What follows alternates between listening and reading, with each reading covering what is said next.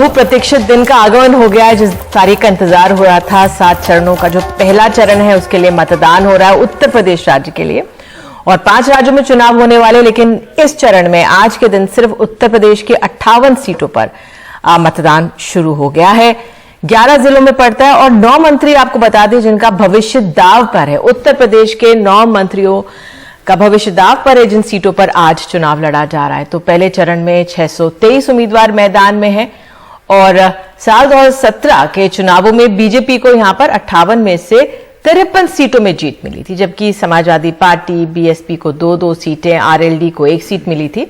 और ये मतदान आपको बता दें शाम 6 बजे तक चल रहा है। सुबह 7 बजे से शुरुआत हो चुकी है। हमारे तमाम सहयोगी जगह जगह पर मौजूद हैं और वो हमें ताजा अपडेट जानकारी देंगे। और वाकई में ये बहुत महत्वपूर्ण है कि वाकई मुद्दे हावी रहते हैं। क्या मुद्दे हैं, किसके लिए? 2017 के चुनाव जब हुए थे, आपको याद होगा, मुजफ्फरनगर दंगों की बात तब उस समय ताजा थी। उसका असर चुनावी परिणामों में एक तरह से कहा गया देखने को मिला, और उसका असर हमने देखा कि किस तरह से चुनाव प्रचार के दौरान कैराना जो सीट थी जहां पर सबसे ज्यादा असर था, पलायन की बात बीजेपी ने की। गृह मंत्री अमित शाह इस बार चुनाव प्रचार के लिए डोर टू डोर कैंपेन की है उन्होंने कैराना में। तो वो मुद्दे अभी भी बने हुए हैं। क्या लोगों का पलायन हुआ था कि नहीं? तमाम हकीकत भरी रिपोर्ट्स हम एनडीटीवी पे लगातार आपको दिखाते रहे, लेकिन उसको बार बार याद दिलाने की कोशिश की गई है। या फिर पश्चिमी उत्तर प्रदेश ये किसानों का गढ़ है, गन्ना किसानों का गढ़ है। 1 साल तक किसानों ने जिस तरह से कृषि कानूनों के विरोध में आंदोलन किया, उसका असर का एक टेस्टिंग फील्ड है, क्योंकि पंजाब में भी उसका असर देखा जाएगा, वहां पे भी वोटिंग होगी। लेकिन फिलहाल जो पश्चिमी उत्तर प्रदेश का जो ये इलाका है, सबसे ज्यादा किसान आंदोलन यहां पर देखने को मिला था, क्योंकि गन्ना किसान, गुर्जर, जाट समुदाय के लोग यहां पर जो मौजूद हैं वो खेती किसानी में ज्यादा वहां पर असर करता है। और हमारे साथ मुझे बताया जा रहा है, मेरे सहयोगी तो नहीं जुड़े हैं, लेकिन हमारे साथ आलोक वत्स बीजेपी के नेता और सुरेंद्र शर्मा मीडिया प्रभारी आरएलडी हमारे साथ जुड़ गए हैं। आलोक जी बहुत बहुत धन्यवाद। सुरेंद्र शर्मा आपका भी बहुत बहुत धन्यवाद जुड़ने के लिए। तो आलोक जी, क्या उम्मीदें हैं इस चरण से? पिछली बार तो 53 सीटें मिली थी, लेकिन अब तो बहुत कुछ बदल गया है। गठबंधन भी बदल गए हैं, समीकरण बदल गए हैं, मुद्दे भी शायद बदले हैं या वही हैं? मुद्दे में कोई खास बदलाव नहीं आया है, और हम इस चरण में भी अपनी पुरानी सीटों को बरकरार रखेंगे। आप निश्चिंत रहिए। बीजेपी की प्रचंड लहर चल रही है उत्तर प्रदेश में। समाजवादी पार्टी का जो पुराना रुख था, जो पुराना रवैया था, जो पुराने गुंडे मवालियों का राज था, उसको याद करके लोग किसी भी कीमत पर उनको नहीं आने देंगे। और योगी जी के नेतृत्व में प्रचंड बहुमत के साथ हम यूपी में वापस लौटेंगे, ऐसा हम लोगों का विश्वास चंद है। सुरेंद्र शर्मा भी जुड़ गए हमारे साथ। सुरेंद्र जी, ये कह रहे हैं कि बीजेपी की लहर है, आपको क्या जमीन पर आकलन लग रहा है अभी? हालांकि सुबह के 9 ही बजे हैं। देखिए, ये ऐसी कोई लहर कुछ नहीं है। आप समझ लीजिए कि हम इनको पूरी तरह से नेस्त नाबूद कर रहे हैं, पूरी तरह से। मैं भी बता देना चाहता हूँ, ये बड़ा इनकी बॉडी लैंग्वेज ये बता रही है कि ये अब की बार सपा हो गए हैं। कम से कम भी ये मैं बता दूं कि ये कम से कम 45 से 50 सीट के बीच हम जीतने जा रहे हैं। जैसे जैसे मतदान का प्रतिशत बढ़ रहा है, हम निश्चित रूप से जीत रहे हैं। अब की बार इनका पूरा सफाया होने जा रहा है। पहला चरण इनको बता देगा कि किस तरह से जो है ना हुआ। मुद्दे कोई नहीं बदला इनके हिसाब से, लेकिन मुद्दे सब बदले हुए हैं। आप ये जिस तरह से इनकी अपनी गाड़ी चलाते हैं कैराना के, यार इसकी बात को लेकर, तो उसी तरह से जनता इनकी गाड़ी पे पानी डाल रही है बार बार, और उसको बढ़ने नहीं दिया मुद्दा। और मैं आपको ये बताना चाहता हूँ, मुद्दे बिल्कुल स्पष्ट है। किसानों का है, महंगाई का है। आप समझिए कि हर चीज पे इस तरह का मुद्दा है। महंगाई, किसान, पुरानी पेंशन, कौन सा मुद्दा ऐसा जो उसमें किसान, जो आदमी 13 महीने तक मारा। सुरेंद्र जी, जिस तरह से कृषि कानून वापस लिए, उसका तो कुछ असर देखने को मिलेगा। आती हूं मैं आलोक वत्स। कृषि कानून 1 साल के किसानों के आंदोलन के बाद सरकार को वापस लेने पड़े, आपकी सरकार को। उसका जमीन का आंकलन क्या है? एक ये विरोध देखा, आप चुनावों को मद्देनजर आप लोगों ने वापस लिए कृषि कानून। देखिए निधि जी, तो किसान मान गए हैं, आपने जो वायदे किए थे, आप लोगों का जमीनी आंकलन क्या है? क्या किसान समझ गए कि वापस ले लिए, जो वायदे आप लोगों ने किए वापस लेने के बाद वो पूरे हो रहे हैं? क्या ऐसा लग रहा है आपको? बिल्कुल, किसानों में अब इसको लेके कोई रोष नहीं है। हमने किसानों से हम उनको नहीं समझा पाए थे, हमारे प्रधानमंत्री ने उसके लिए माफी मांगी और उन कानूनों को वापस लिया गया। उसके बाद उसका असर खत्म हो चुका है। अब जो मुद्दे हैं वहां पर वो दूसरे हैं।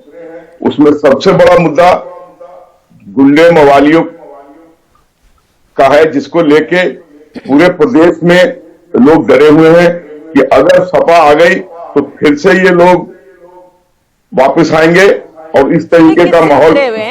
किससे डरे हुए? आलोक जी यही पूछ लेते। संजीव सिंह, मुझे कहा जा रहा है प्रवक्ता कांग्रेस हमारे साथ जुड़ गए। संजीव जी, हालांकि कांग्रेस की जो भूमिका है उसकी उपस्थिति को कमतर कर आंका जा रहा है, लेकिन जो इस चरण में चुनाव हो रहे हैं, आपको क्या लगता है? क्योंकि कांग्रेस ने तो महिलाओं के लिए सीटें आरक्षित की हैं, तमाम चुनावी वादे किए, लेकिन इस बेल्ट में कांग्रेस कैसा करती हुई आपको नजर आ रही है? नमस्कार नमस्कार। विधानसभा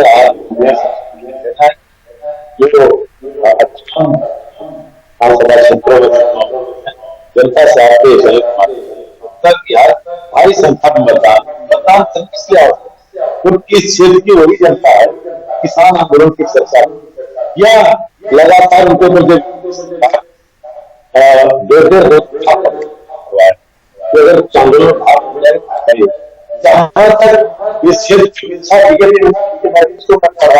सुरेंद्र जी माफी, संजीव जी माफी चाहती हूँ, आपको थोड़ा रोकूंगी। आपका हम ऑडियो एडजस्ट कर देते हैं, फिर मैं आपके पास आती हूँ, तो हमारे दर्शक आपको बेहतर तरीके से सुन भी पाएंगे।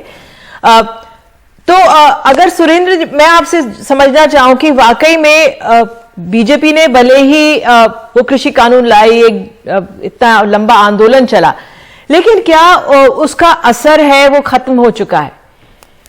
किसान एक तरफ हमने ये भी कहते हुए सुना, तो उस लिहाज से क्या आपको आंकलन मिल रहा है?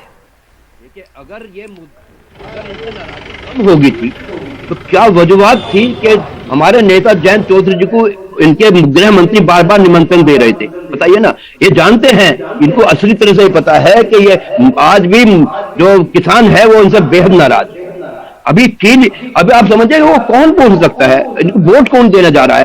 अब किसानों के आप पैरों में कील ठोकना चाहते हैं, आप उन पर पानी की बौछार लगा रहे थे, वो सब ये याद नहीं रहे थे क्या? और रही सही इन्होंने जो है ना आग में जो घी का काम करता है वो किया है इनके मुख्यमंत्री जी ने। उनको बैक फायर हो गया, जो उनको गर्मी निकालने का था वो बड़ा अच्छा मुद्दा चल गया, हमारे पक्ष में चला गया। ये बैक फायर इतना करा उस मुद्दे ने कि आप देखिए इनके मुख्यमंत्री जी की अभी गर्मी निकालने जा रहे हैं, वो किसान बता रहे, बार बार उनके स्टेटमेंट आ रहे हैं। मैडम, तो पहले चरण का मतदान चल रहा है और अभी ब्रेक से पहले हम अपने रिपोर्टर्स के पास जा रहे थे, जो जमीनी हकीकत है, लोग उनसे बात कर रहे थे, अपने मसले सामने रख रहे थे। और ब्रेक से पहले हम लोनी गए थे। लोनी में जिस तरह से स्थिति बनी हुई है उसको ही उस पर चर्चा कर लेते हैं। हमारे साथ संजीव सिंह कांग्रेस के बने हुए हैं, आलोक वत्स बीजेपी के, और सुरेंद्र शर्मा आरएलडी के। सुरेंद्र जी, मैं आपके पास आऊंगी। यहां पर आपने एक दिग्गज एमएलए को उतारा हुआ है जो पूर्व रहे हैं, मदन भैया, और पहले बीजेपी की तरफ से इस समय है नंद किशोर गुर्जर। लेकिन आप लोग बड़े बड़े नेताओं को तो उतारते हैं। यहां पर एक प्रतिमा को लेकर लोनी में विवाद है कि उसको इज्जत दी जा रही है कि नहीं, लेकिन आपने उस महिला को सुना होगा, वो कह रही थी कि 3 साल पहले एक रोड बनी थी लेकिन वो अब है ही नहीं। प्राइमरी स्कूल की हालत खस्ता है, नो मैन्स लैंड कहा जा रहा है।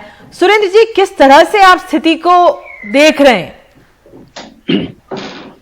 देखिए, बीजेपी ने बड़े बड़े वादे किए थे, विकास की बात करती थी, है ना। विकास के नाम पर आप देख रहे हैं कहीं इस बीच में कुछ विकास हुआ नहीं है।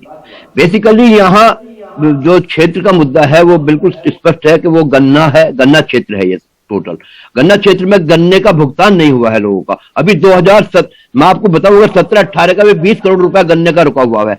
20-21 में 3,752 करोड़ रुपया अभी पिछला बकाया है गन्ने का यहाँ भुगतान का। जनता मैं समझ रही हूं कि आप मुझे याद दिला रहे गन्ने की बात, और अगर मैं आलोक वत्स के पास जाऊं, आलोक जी दिल्ली से सटा हुआ है और इस तरह से वहां पे कोई विकास के नाम पर शून्य है, क्यों भेदभाव लोनी से किया गया? देखिए, वहां भी विकास हुआ है, लेकिन जितनी विकास होनी चाहिए थी उतनी नहीं हो सकी है, ऐसा लोगों का मानना है वहां पर। लेकिन ऐसा नहीं है कि वहां विकास नहीं हुआ है। और रही बात गन्ने की भुगतान की, जो ये बात कर रहे हैं सुरेंद्र जी, आप भी तो मैं गन्ने आपको की शरण में मत जाइए। अभी विकास वहां पे होना था, नोएडा के बगल में, गाजियाबाद के बगल में है। संजीव, क्यों नहीं हो पाता है विकास? देखिए निधि जी, अभी आपने लोनी की बात दिखाई। दिल्ली से मुश्किल से 100 किलोमीटर के भीतर का एरिया है। प्रधानमंत्री जी कल रात को पूरे चैनलों पे देश को संबोधित कर रहे थे। स्वास्थ्य और शिक्षा की हालत दिल्ली यानी देश की राजधानी के बगल में, क्या मुझे लगता है प्रधानमंत्री जी को सोचना चाहिए। दूसरी तरफ आप कई चैनल पे दिखाया था निधि जी कि आज वहां पे मुद्दा बेरोजगारी का है। बागपत में एक नौजवान जो जूता व्यवसायी राजीव तोमर को आत्महत्या करने के लिए विवश होना पड़ा। किस तरह से टैक्सेशन को लेकर के दिवाली पत्नी पार करके आज उसी पूरी संघर्ष कर रहे हैं। और ये मैं नहीं कह रहा हूं, बात रखी आलोक जी, मुझे कहा जा रहा है, माफ कीजिए मैं आपको रोक रही हूं, लेकिन वाकई में एक तरफ गन्ने का मुद्दा है, दूसरी तरफ कांग्रेस बेरोजगारी का मुद्दा उठा रही है, बीजेपी कह रही है कि हमने तमाम विकास किया है, हालांकि कुछ एरिया रह गए होंगे, लेकिन वाकई में जमीन पर जो मुद्दे होते हैं, जो आम नागरिक वहां पे रह रहा होता है, उसको भूल जाते हैं।